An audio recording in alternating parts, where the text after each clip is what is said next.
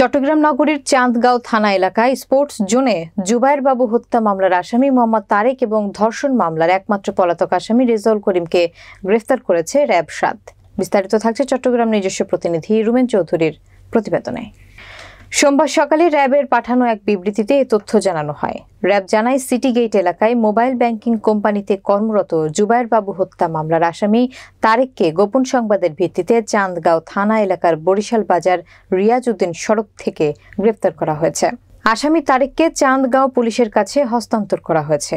অন্য এক বিবৃতিতে র্যাব জানান, চট্টগ্রাম নগরীর বন্দর থানার গার্মেন্টস কর্মী ধর্ষণ মামলার একমাত্র পলাতক আসামি রেজাউল করিমকে গ্রেফতার করে র্যাব ৭।